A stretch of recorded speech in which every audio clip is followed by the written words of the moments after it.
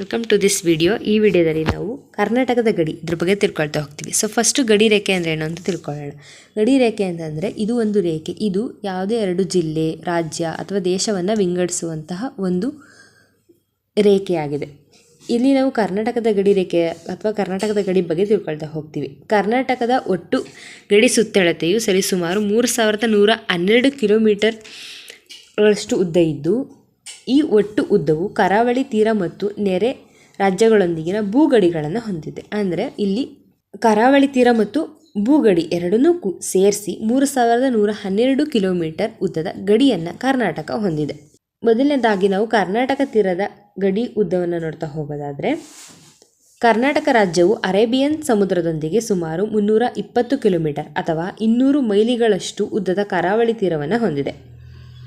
ನಂತರದಲ್ಲಿ ಭೂಗಡಿ. ಕರ್ನಾಟಕವು 6 ರಾಜ್ಯಗಳೊಂದಿಗೆ ತನ್ನ ಗಡಿಯನ್ನು ಹಂಚಿಕೊಂಡಿದ್ದು, ಗೋವಾ, ಮಹಾರಾಷ್ಟ್ರ, ತೆಲಂಗಾಣ, ಆಂಧ್ರ ಪ್ರದೇಶ, ತಮಿಳುನಾಡು ಮತ್ತು ಕೇರಳ ಈ 6 ರಾಜ್ಯಗಳೊಂದಿಗೆ ತನ್ನ ಗಡಿ ರೇಖೆಯನ್ನು ಹಂಚಿಕೊಂಡಿದೆ. ಕರ್ನಾಟಕದ ವಿಸ್ತೀರ್ಣವನ್ನು ನೋಡ್ತಾ ಹೋಗೋದಾದರೆ, ಪೂರ್ವದಿಂದ ಪಶ್ಚಿಮಕ್ಕೆ ಕರ್ನಾಟಕ ರಾಜ್ಯವು 400 ಕಿಲೋಮೀಟರ್ ಅಥವಾ 300 ಮೈಲಿಗಳಷ್ಟು ವಿಸ್ತರಿಸಿದ್ದು, ಉತ್ತರದಿಂದ ದಕ್ಷಿಣಕ್ಕೆ ಕರ್ನಾಟಕ ರಾಜ್ಯವು 750 ಕಿಲೋಮೀಟರ್ ಅಥವಾ 420 ಮೈಲಿಗಳಷ್ಟು ಉದ್ದ ವಿಸ್ತರಿಸಿದೆ. ಕರ್ನಾಟಕದ ಗಡಿ ವಿಭಾಗ. ಕರ್ನಾಟಕ ರಾಜ್ಯವು ಮಹಾರಾಷ್ಟ್ರ, ಗೋವಾ, ಕೇರಳ, ತಮಿಳುನಾಡು, ಆಂಧ್ರ ಪ್ರದೇಶ ಮತ್ತು ತೆಲಂಗಾಣ ಎಂಬ 6 ರಾಜ್ಯಗಳೊಂದಿಗೆ ತನ್ನ ಗಡಿಯನ್ನು ಹಂಚಿಕೊಂಡಿದ್ದು, ಪಶ್ಚಿಮದಲ್ಲಿ ಅರೇಬಿಯನ್ ಸಮುದ್ರದೊಂದಿಗೆ ತನ್ನ ಗಡಿಯನ್ನು ಹಂಚಿಕೊಂಡಿದೆ. ಗಡಿ ರಾಜ್ಯಗಳು ಮತ್ತು ಪ್ರದೇಶಗಳು ಅಂದರೆ ಯಾವ ದಿಕ್ಕಿನಲ್ಲಿ ಯಾವ ರಾಜ್ಯಗಳೊಂದಿಗೆ ತನ್ನ ಗಡಿಯನ್ನು ಹಂಚಿಕೊಂಡಿದೆ ಅಂತ ನೋಡ್ತಾ ಹೋಗೋದಾದರೆ, ಉತ್ತರದಲ್ಲಿ ಮಹಾರಾಷ್ಟ್ರ, ಪಶ್ಚಿಮದಲ್ಲಿ ಗೋವಾ ಮತ್ತು ಅರೇಬಿಯನ್ ಸಮುದ್ರ, ದಕ್ಷಿಣದಲ್ಲಿ ಕೇರಳ, ಆಗ್ನೇಯದಲ್ಲಿ ತಮಿಳುನಾಡು, ಪೂರ್ವದಲ್ಲಿ ತೆಲಂಗಾಣ, ಈಶಾನ್ಯದಲ್ಲಿ ಆಂಧ್ರ ಪ್ರದೇಶ.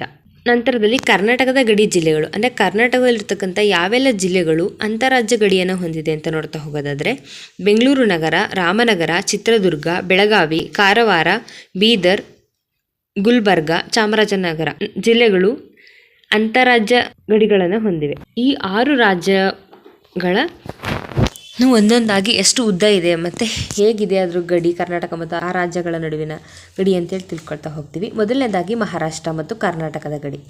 ಮಹಾರಾಷ್ಟ್ರ ಮತ್ತು ಕರ್ನಾಟಕ ರಾಜ್ಯಗಳ ನಡುವಿನ ಗಡಿಯು ಸುಮಾರು 434 ಕಿಲೋಮೀಟರ್ ಇದ್ದು, ಈ ಗಡಿ ಉದ್ದಕ್ಕೂ ವಿಶೇಷವಾಗಿ ಬೆಳಗಾವಿ ಜಿಲ್ಲೆ ಮತ್ತು ಸುತ್ತಮುತ್ತಲಿನ ಪ್ರದೇಶಗಳಲ್ಲಿ ಗಡಿ ವಿವಾದವನ್ನು ದಶಕಗಳಿಂದ ನಾವು ನೋಡಬಹುದು. ಮಹಾರಾಷ್ಟ್ರವು ಕೆಲವು ಮರಾಠಿ ಭಾಷಿಕ ಪ್ರದೇಶಗಳನ್ನು ತನಗೆ ಸೇರಿಸಿಕೊಳ್ಳಬೇಕೆಂದು ವಾದಿಸಿದರೆ, ಕರ್ನಾಟಕ ರಾಜ್ಯವು ಪುನರ್ವಿಂಗಡಣಾ ಕಾಯ್ದೆಯ ಪ್ರಕಾರ ಗಡಿ ಅಂತಿಮವಾಗಿದೆ ಅಂತ ಹೇಳಿ ವಾದಿಸುತ್ತದೆ. ನೆಕ್ಸ್ಟ್ ಕರ್ನಾಟಕ ಮತ್ತು ಗೋವಾ ರಾಜ್ಯಗಳ ಗಡಿ ರೇಖೆ.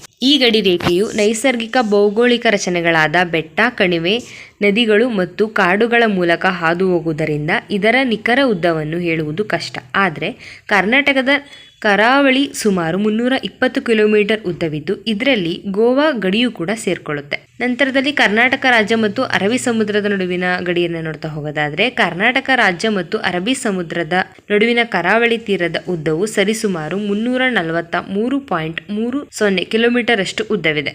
ನೆಕ್ಸ್ಟು ಕರ್ನಾಟಕ ಮತ್ತು ಕೇರಳ ನಡುವಿನ ಗಡಿ ರೇಖೆ. ಇದು ಅಂದರೆ ಕರ್ನಾಟಕ ಮತ್ತು ಕೇರಳ ಗಡಿ ರೇಖೆಯು ಒಟ್ಟು 532 ಕಿಲೋಮೀಟರ್ ಉದ್ದವಿದ್ದು, ಇದರಲ್ಲಿ ಕೊಡಗು, ದಕ್ಷಿಣ ಕನ್ನಡ, ಮೈಸೂರು ಮತ್ತು ಚಾಮರಾಜನಗರ ಜಿಲ್ಲೆಗಳು ಗಡಿಯನ್ನು ಹಂಚಿಕೊಂಡಿವೆ. ಕರ್ನಾಟಕ ಮತ್ತು ತಮಿಳುನಾಡು ನಡುವಿನ ಗಡಿ ರೇಖೆ. ಕರ್ನಾಟಕ ಮತ್ತು ತಮಿಳುನಾಡು ನಡುವಿನ ಗಡಿ ರೇಖೆಯು ಸುಮಾರು 300 ಕಿಲೋಮೀಟರ್ ಇದ್ದು, ಈ 2 ರಾಜ್ಯಗಳ ನಡುವೆ ಕಾವೇರಿ ನದಿ ನೀರು ಹಂಚಿಕೆ ವಿವಾದ ಮತ್ತು ಗಡಿ ಹಳ್ಳಿಗಳ ಸಮಸ್ಯೆಗಳು ಈ ಭಾಗದಲ್ಲಿ ನಾವು ನೋಡ್ಬೋದು.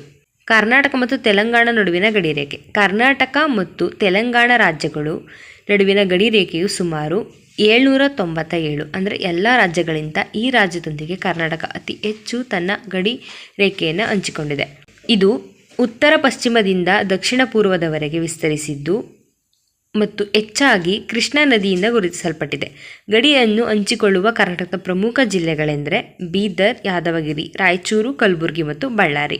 ಕರ್ನಾಟಕ ಮತ್ತು ಆಂಧ್ರ ಪ್ರದೇಶ ರಾಜ್ಯಗಳ ನಡುವಿನ ಗಡಿ ರೇಖೆಯನ್ನು ನೋಡ್ತಾ ಹೋಗೋದಾದರೆ, ಇದು ಕರ್ನಾಟಕ ಮತ್ತು ಆಂಧ್ರ ಪ್ರದೇಶ ನಡುವಿನ ಇರುವಂತಹ ಒಂದು ಗಡಿ ರೇಖೆಯು 750ರಿಂದ 850 ಕಿಲೋಮೀಟರ್ ವ್ಯಾಪ್ತಿಯಲ್ಲಿ ಇರುತ್ತದೆ ಮತ್ತು ಈ ಗಡಿ ರೇಖೆ ಉದ್ದಕ್ಕೂ ಕರ್ನಾಟಕದ ರಾಯಚೂರು, ಕೋಲಾರ ಮತ್ತು ಚಾಮರಾಜನಗರ ಸೇರಿದಂತೆ ಹಲವು ಜಿಲ್ಲೆಗಳು ಆಂಧ್ರ ಪ್ರದೇಶದ ಗಡಿಯನ್ನು ಹಂಚಿಕೊಂಡಿವೆ. ತುಂಗಾಭದ್ರಾ ನದಿಯು ಸುಮಾರು 58 ಕಿಲೋಮೀಟರ್ಗಳಷ್ಟು 2 ರಾಜ್ಯಗಳ ನಡುವಿನ ನೈಸರ್ಗಿಕ ಗಡಿಯಾಗಿ ಹರಿಯುತ್ತಿದೆ. Thank you.